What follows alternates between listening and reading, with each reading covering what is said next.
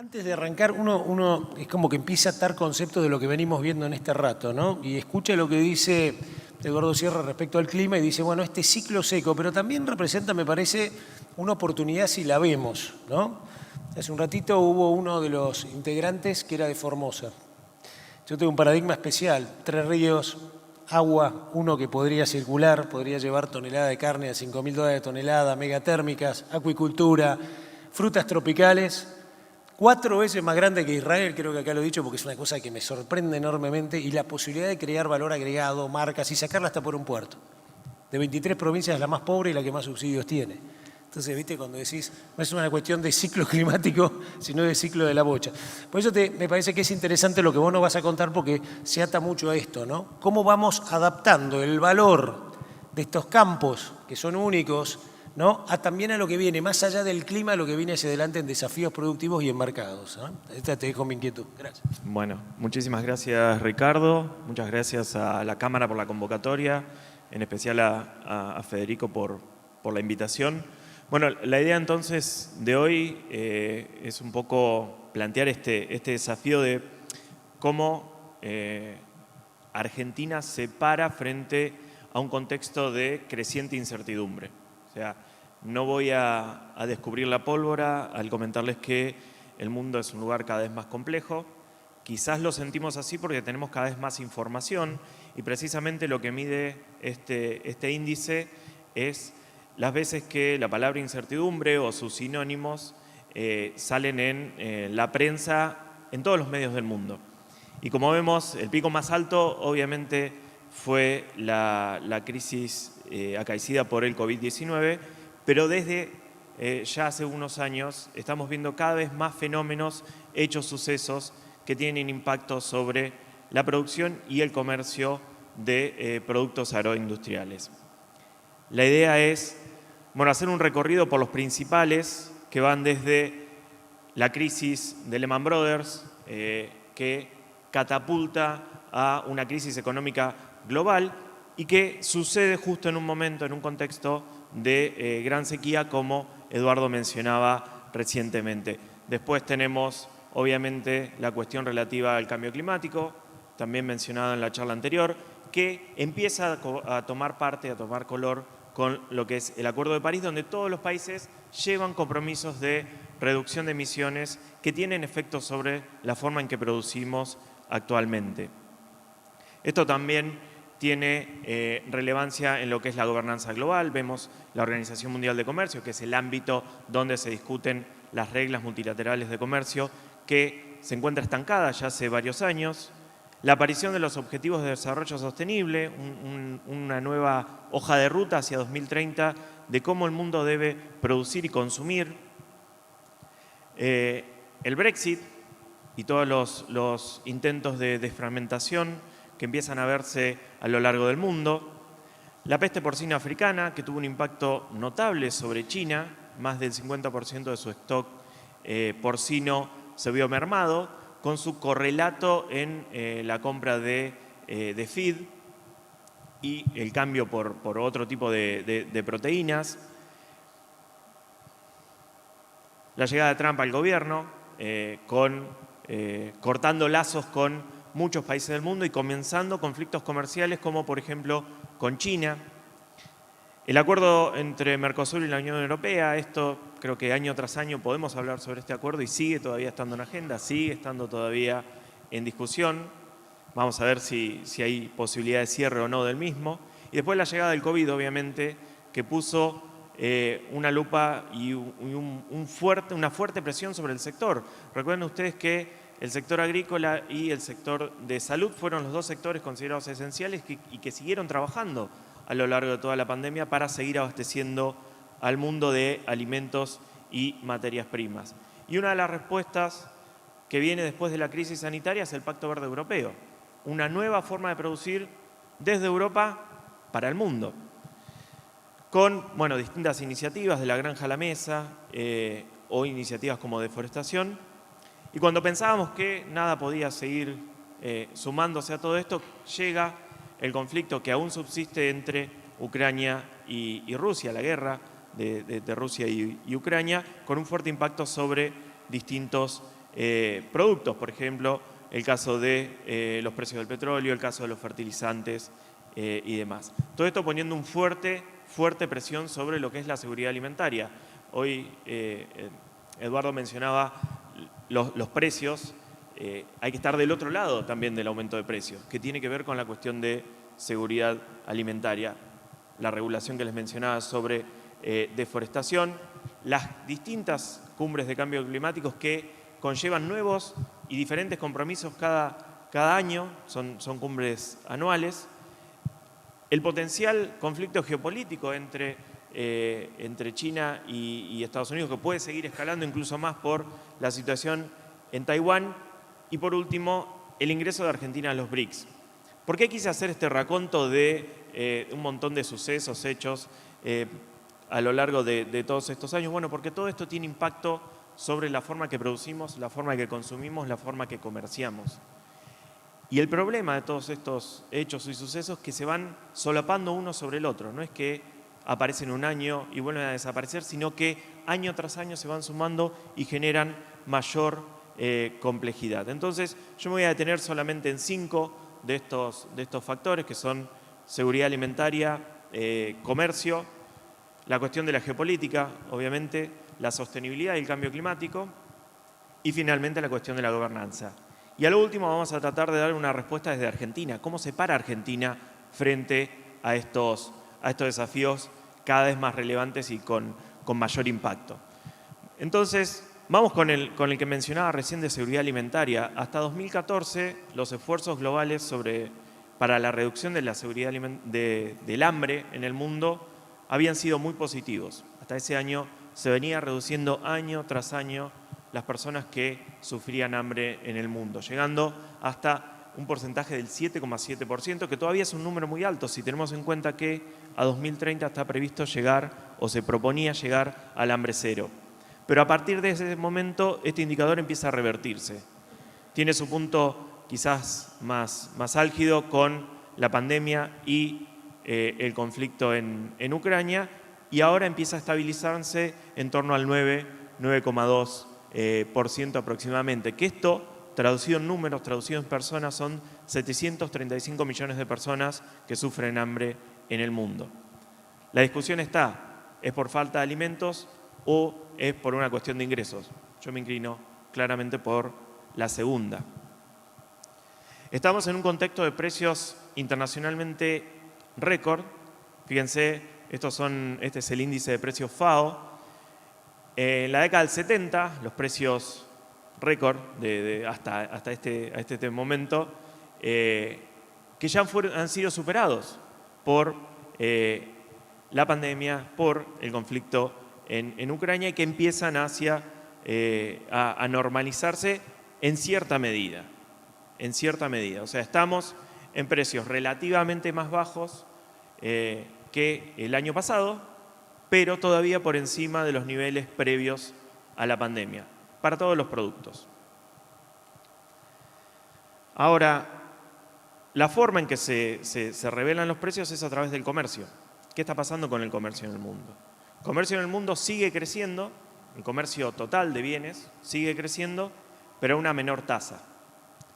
La gran locomotora de este crecimiento, China, empieza a mostrar signos de cansancio, por así decirlo. Los países en desarrollo en general fueron los que sostuvieron el crecimiento del comercio internacional en la crisis del 2008. No pudieron hacerlo en el 2020, The Great Lockdown, llamado por el FMI, el gran cierre, afectó a todas las economías por igual, algunas incluso en mayor medida, y después de la pandemia tuvimos un efecto rebote, pero el crecimiento que se proyecta para los años que vienen no es similar a los previos al 2008. Es decir, las tasas de crecimiento previos a 2008 no se esperan que se prevean en los años por seguir. Sin embargo, hay oportunidades para el comercio agroindustrial. ¿Y por qué esto? Básicamente, lo que vemos acá es un gráfico que nos demuestra cuántas de las calorías que se consumen en cada uno de los países, o regiones, mejor dicho, provienen del comercio internacional. O sea, son importadas.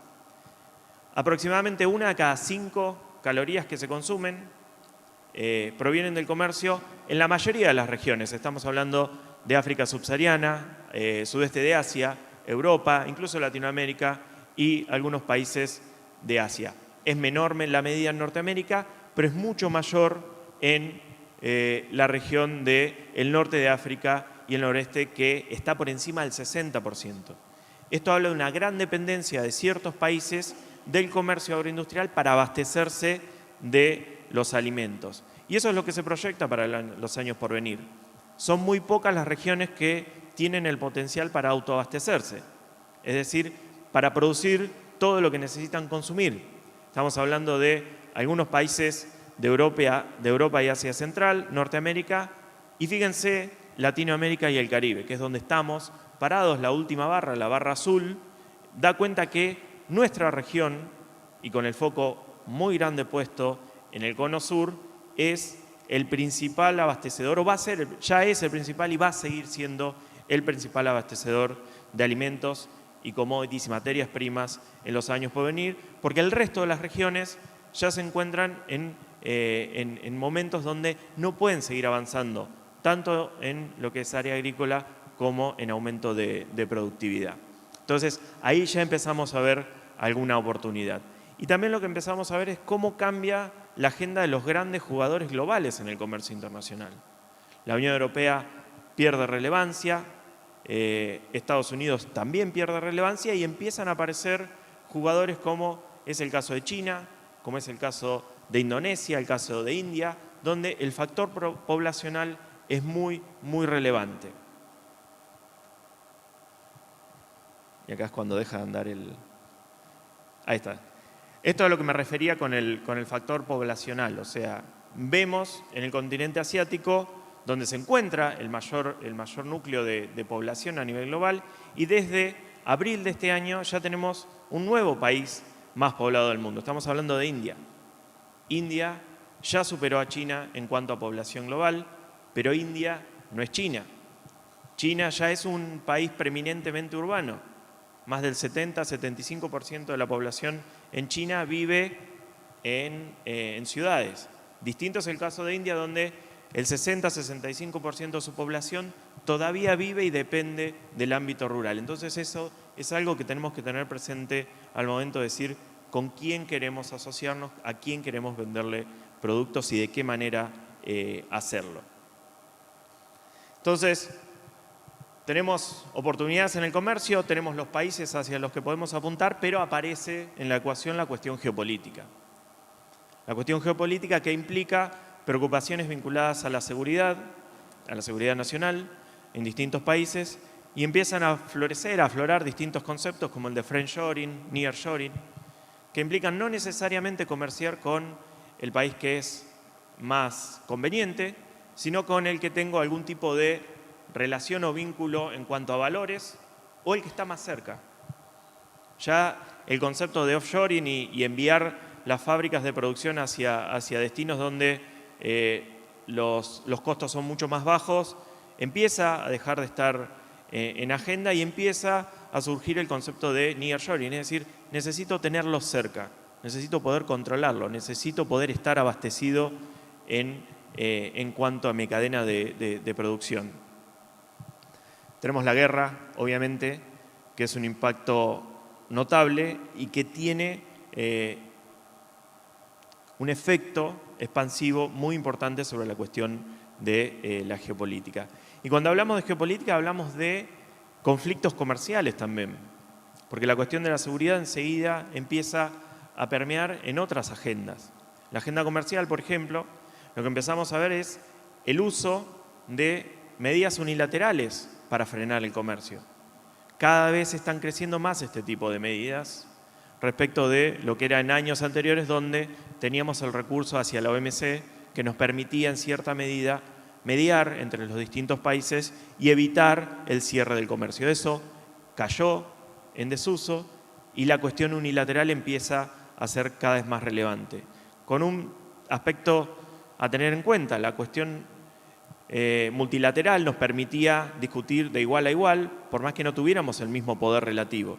En la cuestión unilateral es la ley del más fuerte. Entonces, Como para mencionar un par de conflictos, el conflicto geopolítico en China entre China y Estados Unidos, que llevó a que todo el comercio mutuo estuviera afectado por distintas medidas. Si ustedes recuerdan, en 2018, con la sequía que hubo en Argentina, incluso se llegó a importar soja proveniente de Estados Unidos. En gran medida esa soja llegó a Argentina porque China había decidido no comprarle más soja a Estados Unidos. Entonces, Estados Unidos tuvo que redireccionar sus ventas hacia otros países y en ese momento Argentina fue uno de los mercados. O sea, todos estos conflictos geopolíticos implican redireccionamiento y rediseño de los flujos comerciales.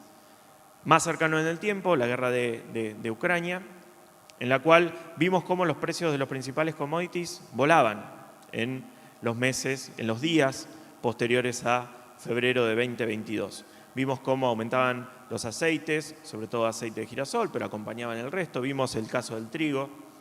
También vimos los fertilizantes. Rusia y Bielorrusia son dos de los principales productores de fertilizantes químicos, por lo cual el impacto se vio durante esa campaña y después tuvimos lo que se llamó el Acuerdo de Estambul, que era el acuerdo que permitía utilizar el Mar Negro para sacar la producción de estos países a través de buques. El Acuerdo de Estambul fue denunciado o no fue renovado hace un par de meses por Rusia y estamos nuevamente ante la incógnita de qué puede suceder respecto de la campaña que está en curso. Y la última de la cuestión geopolítica es la cuestión de los BRICS. Los BRICS son estos países agrupados inicialmente por una cuestión de JP Morgan, un consultor, encontró ciertas coincidencias entre Brasil, Rusia, India, China en primera medida y después se sumó Sudáfrica. Bueno, este acrónimo se transformó en una reunión, se transformó en un grupo que empezó a trabajar, incluso tienen un banco de desarrollo, y en la última reunión realizada en Sudáfrica invitaron a la ampliación a 6 nuevos países, entre los que se encuentra Argentina. ¿Por qué Argentina fue invitado? Bueno, básicamente se lo debe a Brasil, para tratar de seguir teniendo preeminencia y peso relativo en la región. Brasil buscó algún tipo de aliado en América Latina y lo que más cercano en ese sentido tenía era nuestro país. Así las cosas, 2 de 3 de los candidatos han señalado que no desean ingresar al BRICS cuando se materialice la invitación el 1 de enero del año 2024. Pero bueno, ¿qué es BRICS? Bueno, básicamente surge como un contrapeso al G7, el grupo de los 7 países desarrollados más importantes, y empieza a calar muy profundamente en cuestiones relativas a utilización de divisas en el comercio bilateral, utilización de bancos de desarrollo y también la cuestión energética. Fíjense que los países que se incorporaron, mención aparte, son Irán y Arabia Saudita y Emiratos Árabes Unidos. O sea, son países donde la variable energética es muy, muy relevante. Siguiendo y tratando de no pasarme del tiempo, la cuestión relativa a sostenibilidad y cambio climático. El Acuerdo de París como gran hito en 2015, los Objetivos de Desarrollo Sostenible también desde ese mismo momento, que fueron un reemplazo de los Objetivos de Desarrollo del Milenio, que no se llegaron a cumplir, pero bueno, planteando hacia 2030 una agenda bastante ambiciosa y de la cual todavía no estamos en condiciones de decir que se pueda cumplir. Pero sin embargo, todo esto empieza a condicionar la forma que se produce, la forma que se comercializa, empiezan a surgir iniciativas nacionales, medidas, como mencionaba Eduardo, de carácter paraarancelario, y eso nos tiene que tener muy, muy, muy atentos. Y aquí está como el gran programa a tener en consideración, que es el Pacto Verde Europeo con sus distintos desprendimientos. El Pacto Verde Europeo, que surge en el año 2020, tiene una serie de iniciativas que pueden llegar a tener y van a tener y ya están teniendo impacto en la forma que se comercia en el mundo. Por ejemplo, la iniciativa de la granja a la mesa, que establece requisitos de sostenibilidad para los distintos eslabones de la cadena, establece un fuerte compromiso de reducción de pérdida y desperdicio de alimentos. Y también establece, por ejemplo, reducciones en utilización de fertilizantes, promueve que a 2030 el 25% de la producción europea sea orgánica, que según muchos especialistas esto está bastante lejos de ser alcanzado. Pero ¿cuál es el riesgo o el problema? Porque uno puede decir, bueno, si ellos quieren producir de esa manera, no hay ningún inconveniente que lo hagan. El problema es que empiezan a trasladar este tipo de requisitos a sus principales abastecedores. Y ahí es donde Argentina empieza a tener que tenerlo muy en consideración. Lo mismo, bueno, sucede con el CBAM o lo que es el ajuste en frontera para carbono, que esto afecta principalmente a fertilizantes, acero y demás, pero que potencialmente en el futuro puede trasladarse a otro tipo de productos, entre ellos los productos agropecuarios. Y la que mencionaba Eduardo, la relativa a deforestación, esta es la que quizás nos aprieta un poquito más el zapato porque nos corren un poco más los tiempos. Es una iniciativa que al 1 de enero de 2025 va a estar vigente y que implica que los productos que se comercialicen en la Unión Europea sean libres de deforestación. Inicialmente habla de una serie de materias primas que nos afecten a nosotros, principalmente es soja y carne bovina, pero también aceite de palma, tenemos madera, tenemos cacao, café y demás. Y acá nuevamente no hay que decir, bueno, está bien, en la zona donde yo estoy no se producen estos productos, no tengo problemas. Esta reglamentación establece revisiones cada un par de años y seguramente se van a incorporar otros productos. ¿Qué es lo que hay que cumplir con esta normativa? Bueno, básicamente demostrar que la producción proviene de zona libre de deforestación al 31 de diciembre de 2020. Es decir, si mi campo tenía un bosque o lo que es considerado bosque de acuerdo a la Unión Europea y la FAO, no puedo deforestarlo para utilizarlo en la producción de soja o ganadería. ¿Cómo se va a demostrar esto? Bueno, todavía hay muchas discusiones. Desde Argentina se está trabajando en iniciativas público-privadas, como lo que vamos a ver ahora que es BISEC. Pero solo para darles un dato, Argentina ya está exportando a la Unión Europea un producto libre de deforestación que es el biodiesel. Argentina exporta aproximadamente 1,2 millones de toneladas por año de biodiesel. Ese biodiesel, me quedan 5, perfecto, ese biodiesel proviene de zonas libres de deforestación de 2008, es decir, incluso es mucho más restrictivo el requisito de biodiesel. Bueno, eso implica que hay 6,3 millones de toneladas de poroto de soja que son más o menos 2 millones de hectáreas libres de deforestación que ya se están exportando a la Unión Europea, que con un poquito más ya cubrimos las necesidades de harinas proteicas. La diferencia está en que esto va a requerir otro tipo de trazabilidad. Paso rápido lo de gobernanza, bastante compleja. ¿Cómo puede responder Argentina a esto? Bueno, nos estamos recuperando de una campaña catastrófica. Los crecimientos que vamos a tener en soja, maíz, sorgo, cebada y trigo van a ser muy relevantes. Vamos a recuperar la producción que tuvimos en años anteriores y eso tiene un correlato en crecimiento en materia de exportación, crecimiento en materia de recaudación fiscal, etcétera, etcétera. Pero a lo que me quiero adelantar es a esto, la importancia de las políticas. Lo que vemos acá es una comparación de la política agrícola entre los países del Mercosur. La línea verde, la que va por debajo del eje, es Argentina.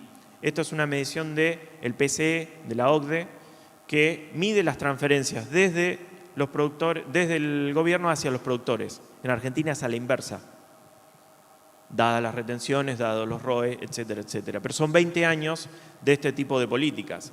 Este tipo de políticas que no se ven en otros países, no solo de la región, sino también del mundo. Fíjense en la columna de mi derecha, donde en todos los casos es positivo, menos en el caso de Argentina. Es negativo porque hay transferencias a la inversa, desde los productores hacia los consumidores. Y fíjense, si vamos hacia un esquema de políticas más pro agro, podemos estar alcanzando, podemos aumentar nuestra producción en un 40% en los próximos 10 años. Esto es un escenario totalmente factible y con la tecnología que tenemos hoy por hoy y disponible. Y lo más interesante de esto es que se da sobre todo en materia de aumento de rindes. No vamos a expandir nuestra frontera agrícola para lograr esto. De hecho, en el cálculo que hicimos nosotros sobre potencial de deforestación, Argentina tuvo récord de 35 millones de hectáreas producidas en cultivos extensivos. Hoy estamos en torno a los 28, 29, 30. O sea, podemos volver a producir en distintas áreas, clima mediante, mirándolo a Eduardo, pero sin afectar y de manera sostenible y de manera sustentable. Entonces, ¿cómo respondemos desde el sector privado? Red de Buenas Prácticas Agropecuarias, Programa Argentino de Carbono Neutro, Visión Sectorial de Gran Chaco. Son distintas iniciativas que se están llevando adelante para responder frente a preocupaciones relativas a la sostenibilidad en los principales mercados del mundo. Esto lo quería mencionar. En el ámbito regional, obviamente, Argentina necesita insertarse de manera inteligente en el mundo. ¿Cómo lo hace? A través de negociaciones. ¿Cómo negocia? A través del Mercosur. El problema es que el Mercosur no avanza. El gran acuerdo que está pendiente con la Unión Europea es la llave que nos permite ingresar a un selecto grupo, a un club, que nos pone un estándar, una vara muy alta. O sea, si logramos ese acuerdo con la Unión Europea, vamos a tener facilidades para negociar con el resto de los países. Se abre la posibilidad con el resto de los países europeos, se abre la posibilidad con Canadá, con Corea y demás. Estamos viendo ahora discusiones en estos momentos entre la presidencia pro tempore Mercosur de Brasil y su contraparte europea para ver de qué manera se puede alcanzar esto. La mayor preocupación hoy por hoy del lado europeo es la cuestión relativa a sostenibilidad ambiental con foco en deforestación. Por eso es que se está frenando en gran medida el acuerdo. Entonces, algunas consideraciones finales como para cerrar. La geopolítica y la sostenibilidad ambiental impulsan fuertes cambios en el sector agropecuario, esto lo hemos visto. Hay demandas de productos cada vez más sostenibles, cada vez los consumidores piden mayor tipo de información. No hay que descuidar la agenda comercial, obviamente. Argentina tiene mucho para ganar, tiene pocos acuerdos comerciales. Comparado con otros países de la región, estamos muy rezagados en ese sentido. Y tener pocos acuerdos comerciales implica no aprovechar las oportunidades que el mundo nos está ofreciendo. Oportunidades que, como les decía, nos da el comercio agrícola. Vemos cada vez más creciente demanda de los productos que producimos, pero es necesario acceder a distintos esquemas de certificación para demostrar de qué forma se está produciendo. La política agrícola es fundamental, ya lo vimos. O sea, Argentina viene con el pie en el freno hace más de 20 años en este sentido. El resto de los países tienen políticas que son de neutras a positivas, nosotros con políticas negativas. Tenemos el potencial, tenemos los atributos para aumentar la producción y la exportación y, como les decía, es necesario, es fundamental desarrollar políticas para que el sector tenga certidumbre en el mediano y el largo plazo y pueda alcanzar este potencial que tanto venimos señalando. Bueno, muchísimas gracias.